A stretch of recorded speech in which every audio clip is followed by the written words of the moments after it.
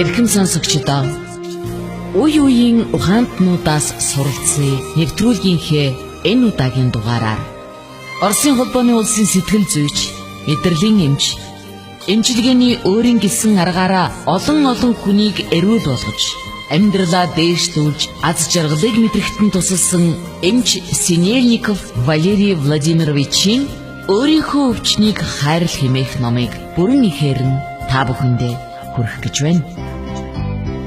Орос хэлнээс хөрвүүлсэн хууль зүйн ухааны магистр, хуульч Хандмаа мөн энэ номыг бидэнтэй хамт та бүхэндээ сонирдуулж байгаа юм. Синельников өмнөх үгдээ бичгтээ энэ ном бол миний оюутан байхаас эхэлсэн судалгааны үр дүн юм а. Хүний биед өвчин үүсдэг шалтгааныг мэдэж, өөрийнхөө өвчнийг эмийн тусал цаагүй эдгээхэд энэ ном та бүхэнд туслана. Ингээд энэ номонд өгүүлсэнийг туйлын үнэн гэж та бүхэн хүлээж авах хэрэггүй. Номын аль нэг хэсгийг хүлээн зөвшөөрөхгүй байж болно. Гэхдээ энэ аргыг өөртөө туслах загвар, зэвсэг гэж хүлээн аваарай. Мэдээж танаас өөр таны зовлон бэрхшээлийг хамгийн сайн ойлгох хинч байхгүй шүү дээ гэж бичсэн байна.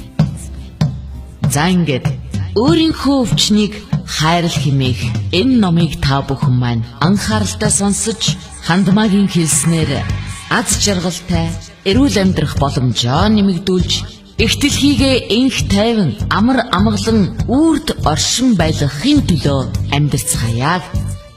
Та бүхэн номоо тухтай сууж анхааралтай сонсноо. 2 дугаар ном, үргэлжлэл. Номын энэ хэсэгт хүний аливаа өвчин ямар шалтгаанаас үүсдгийг харуулахыг хичээлээ. Үүнийг өөрийнхөө дотоод шалтгааныг олоход ашиглаж, өөртөөгөө ажиллахдаа хэрэглээрэй. Бөөрийн чулуу. Бөөрийн чулуу бол хүн өөртөө олон жилийн турш хураасан түрэмгий сэтгэл хөдлөлийн биежсэн хэлбэр юм. Үүнийг өөрөөр уусаж алга болоогүй уур, хорсол, айдас, гайхшрал, азгүйдлийн өтгөрл гэлтэй. Ямар нэг зүйлийн таагүй тундас. Харин бөөрөөр хадах нь эргэн тойрныхондоо сэтгэл хангалуун бус байх, тэднийг твчихгүй зэвүүцэх явдалтай нь эцтэй тулсны шинж шүү. Бөөрийнхөө том чулуунаас болж өрөөсөн цавин өвдөөд таяг тулсан нэг эрэгтэй над дээр ирсэн юм. Тэр чи юу яриад байгаа юм бэ? Элдв бодлоос өвчин үүсдэг гэж. Миний чулуу бол муу сууж, буруу юм эзнээс болсон гэд надад нэг ч удаа ам нэг зав өгөлгүйгээр бүтэн цагийн турш байдгаараа зэвүүцэн засвтөр ямар буруутай, амьдрал ямар хүнд байгаа, өвчтөе эхнэрээ тижээ хэцүү, албан тушаалтнууд гэж хөгийн амьтад цалинг нь 3 сараар өгөхгүй хэрнээ өөрсдөө хэрхэн таргалж байгаа зэргийг муулан ярьсан юм а. Энэ өдөр би хүн болгон шинэ мэдээллийг хүлээн авахд бэлэн биш байдгийг ойлгож билээ. Шээсний зам, шээс дамжуулах гуурсны өрөвсөл, давсагны өрөвсөл. Бэлгийн харилцааны хамтрагчтай хорсож зэвүүцэх нь шээсний замын өрөвсөлтэй болгодог. Миний нэг үйлчлүүлэгч эмэгтэй байнга давсаг нь өрөвсдөг тухай ярьсан юм. Би жоохон төлөөд аруулангууд цэцэд хөдлөөд бас хажуугаар нь өндгөвч өвддөг юм. Ингээд бидний уншилсан гэж тэр эмэгтэй хэлсэн юм. Ингээд бидний уншилсноор архаг цэцэдийн шалтгаан нь нөхрийнхөө харилцаанд байнга зэвүүцдэгт байсан. Эмчээ би ёстой энэ тухай бодож байгаагүй мэн. Гэхдээ үнэнд түн ойрхон онш гарлаа л да. Би дөнгөж маргангуудаа хэрэлдэж эхэлдэг юм. Өвчин маань нөхөрд гарснаас хойш ихэлсэн шүү. Өмнө нь би энэ талаар ерөөсөө өвдөж байгаагүй. Үүнээс гадна би төгшүүр, тайван бус байдал нь шээсний замын өвчний үүсэл болдгийг анзаарсан юм. Эмэгтэйчүүдийн өвчин. Энэ өвчин эмэгтэй хүн өөрийнхөө ямар нэг байдлыг хүлээж авч чадахгүй үед илэрдэг. Тэр сэтгэл татам, хайрлуулах чадвартай, жинхэнэ эмэгтэй хүн гэдгээр өөрийгөө мэдрэхийг хүсдэггүй. Эсвэл мэдэрдэггүй болно. Ийм эмэгтэйчүүд өөрийнхөө эмэгтэйлэг чанарыг янз бүрээр дарангуйлж, эмэгтэйлэг байх жинхэнэ зарчмаас татгалзаж байдаг.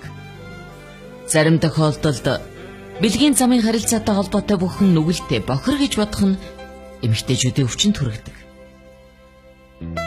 19-р зуунд эхэлсэн эрх булаацалдах хөдөлгөөн өнөөдрийг хүртэл үргэлжилж байна. Энэ хөдөлгөөн эмэгтэйчүүдэд маш олон эзлэлтийг өгсөн боловч үүний зэрэгцээ эмэгтэйчүүдийн асуудлыг хангалттай ихээр бий болгосон. Гэхдээ энэ хорвоо дээр их хүний энергийг авсан байлаач хамгийн гол нь өөрийгөө эмэгтэйлэг талаас нь илэрхийлэх явдал маш чухал. Эрэгтэй эмэгтэй хүн бол хоёр туйл, бас нэг цул юмны хоёр тал. Тэднийг нэг рүү зүгээрч татдаггүй юм. Бурхан энэ ертөнцийг бий болгонгуудаа түүнийг шууд эрэгтэй эмэгтэй тувааж, эр энерги нь ян, эм энерги нь ин гэж нэрлсэн гэдэг. Харин энерги хоорондын тэнцвэр алдагдангууд үр нөлөө нь шууд бэлэг эрэхтэнд нөлөөлдөг. Эмэгтэй хүний бэлэг эрэхтний өвчин бол эр хүнийг үгүйсгэсэн, эсвэл эр хүнээс зүхтаасан, ер нь эсрэг хүйсийн хүндээ сэтгэл дундуур харилцааны үр дүн юм. Хэрвээ эмэгтэй хүн эр хүнтэй ойртоод биеийн болон сэтгэлийн таашаал өгч авч чадахгүй бол түүнд бэлэг эрэхт нь ямар нэг асуудал байна л гэсэн үг. Нэмж хэлэхэд бага таацны эрэхтний байдал бэлгийн энергийн тоо чанарыг илэрхийлдэг юм аа. Сав бол эмэгтэй хүний бүтээлч сүмийн бэлэгдэл болдог. Энэ эрэхтний эрүүл мэндийн байдал таныг энэ хорвоод өөрийгөө эмэгтэй хүн, их хүн, эхнэр гэдгээ хэрхэн илэрхийлж яваад хэлдэг. Савны дотор булчингийн өрөвсөл буюу эндометриоз. Танд эмэгтэй хүний хувьд өөрийгөө би ч хамгаалалтгүй хүн дээ гэж бодох мэдрэмж байна. Та эрэгтэй хүний зүгээс өөр үтэн довтолж байгааг үргэлж мэдэрч түүнээс дандаа муу юм хүлээж байдаг юм байна. Та өөрийгөө хэрхэн эмэгтэй хүн гэж илэрхийлэхээ мэдэхгүй, чадахгүй байна. Ингэхдээ үргэлж өөрийгөө төдийгүй мөн эр хүнийг өөнтгөлж, гомдолж, шүүмжилж явдаг юм байна. Амьдралд харуулсах, гайхширхан эмэгтэй хүний савыг өөрчлөлттэй болгодог. Ийм тохиолдолд эмэгтэйчүүд хайрыг өндөр үнэлэгдэх шинж чанар болох дэг журамтай, үнэн ч шудраг, ёс зүйтэй байх гэсэн өөр чанараар сольдог. Ийм тохиолдолд эмэгтэйчүүд хайрыг өндөр үнэлэгдэх шинж чанар болох дэг журамтай, үнэн чудраг, ёс зүйтэй байх гэсэн өөр чанараар сольдог юм. Миний үйлчлүүлэгч савны дотор булчингийн өрөвсөлтэй маш залуухан эмэгтэй. Эмчээ, би их сайхан нөхөртэй. Тэр маш сайн хүн, үр хүүхэдтэй сайн эцэг. Гэвч хайр сэтгэл нэгдүгээр байх ёстой гэж мэддэг боловч би түүнд хайргүй. Дахиад нэг ийм өвчтэй эмэгтэй зүгээр л би ирчүүдэд дургүй гэж шууд хэлж байсныг би санаж байна. Бас нэг эмэгтэй, миний нөхөр их ёс журамтай хүн. Гэхдээ би өөр хүнд хайртай гэж яриан дундаа надад хэлсэн билээ. Савны ханны булчирхайн томролт.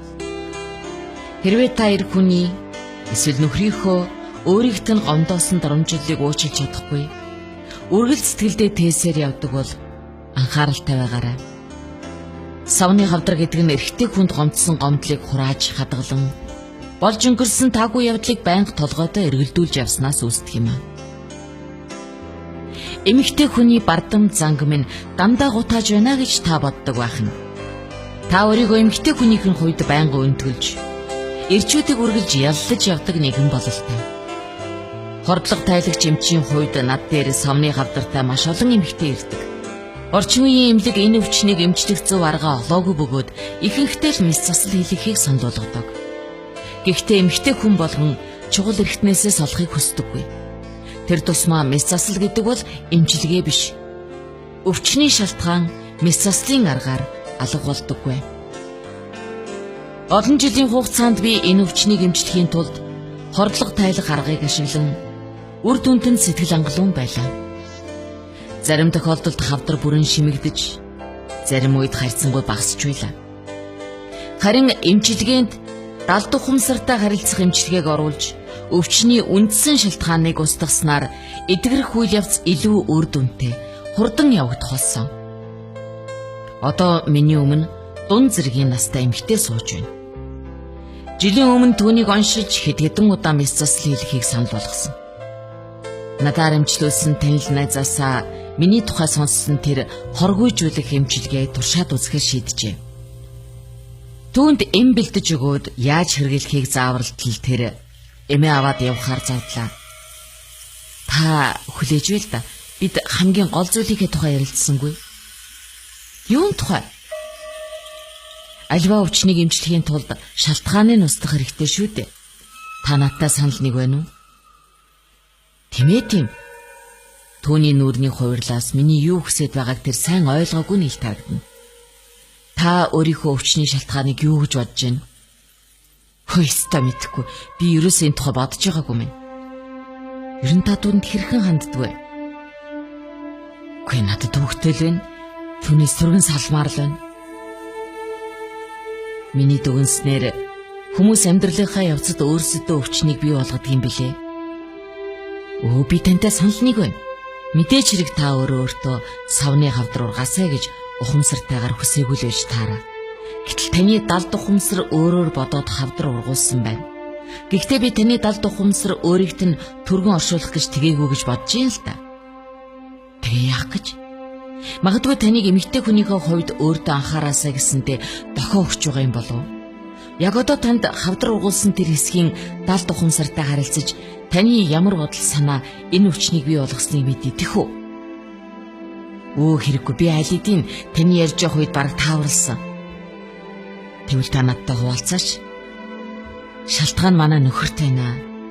Танаа нөхөрт үү? Эсвэл түүний үйлдэлд гаргадаг таны мэдрэмжд үү?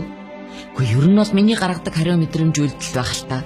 Гэхдээ та хэлдээ хэвийн эмэгтэй хүн нөхөр нь архиуж, доромжилж, элдв үеийн гаргаад байхад яаж хүлээж авах ёстой вэ гэж тэр нулимсаа урсан байж асуусан юм. Хэвийн эмэгтэйд хэвийн нөхөрл байдгаа гэж би хариуллаа. Хэрвээ нөхөрт нь хэвийн биш бол өөрийгөө хэвийн гэж тооцдог эмэгтэй нөхрийнхөө элдв аашиг тисэж, гомдол хурааж, элдв шүүмжлэл урсгаж байхаар өөрийнхөө дотор руу хандаад би ер нь яах гэж энэ бүхнийг тиссэн байгаа юм? Ер нь миний дотор юу байна? Миний ямар бодол, ямар үйлдэл ийм хүнийг над руу татчих вэ гэж асуух ёстой шүү дээ. Гэтэ би түүнд хайртай байсан. Тэр миний бүх хайрыг унтраасан. Та түүнд хайртай байсан байж болно. Та өөртөө хайртай байсан юм уу? Энэ дашинд асуухад та өөрийнхөө эцэгт яаж ханддаг вэ? Тэр бас уух дуртай, ээжтэй таарамж муутайсан. Тэгэхээр таны эмэгтэй хүн гэж өөртөө бас эрэгтэй хүнд хандах хандлага хүүхэд байх үедээ бүрэлдэн тогтож тэгээд ийм эрэгтэйг татсан хэрэг байх нэ. Тэгээ одоо би яах вэ?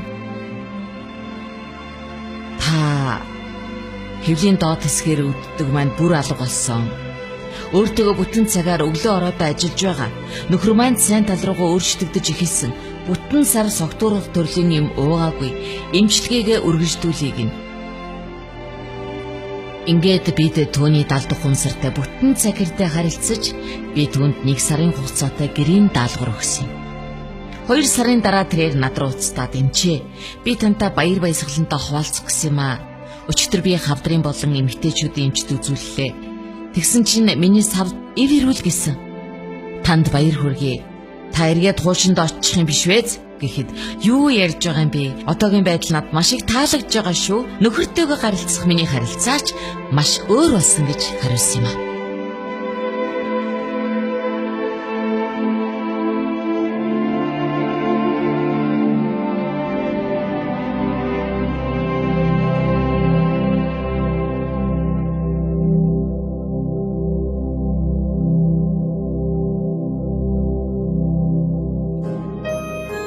Эрхэм сонсогч та бүхэн Оросын холбооны улсын сэтгэл зүйч, мэдрэлийн эмч Синельников Валерий Владимировичийн өөрийнхөө өвчнийг хайрал хэмээх номыг бүрэн ихээр нь сонсож байна. Энэ номонд Бурхан, ертөнц, дээд ухамсар, үнэн байдал, хүч, бодит байдал, дэлхий зэрэг үгийг их ашигласан байгаа. Энэ олон нэрээр хүмүүс бидний дотор байдаг. ертөнцийн ноёрхдог нууцлаг, оюнсаг шиг авгаа хүчийг бэлэрлсэн юм. Хэрвээ та шүтлэгтэй бол Бурхан гэсэн үгийг ашиглаж болно. Харин та шашингүй үзлээр хүмүүжсэн бол хүч, энерги, үнэн байдал гэсэн үгийг хэрэглэнэ үстэй хэмээн Синельников энэ номонд өгүүлсэн байдаг юм аа. Амьдралаа элч хүчээр, итгэл найдвар, эрүүл мэндээр дүүргэх хүсэлтэй хэн бүхэн энэ номыг анхааралтай сонсоорой. Үргэлжлэл бий. Радио FM 107.1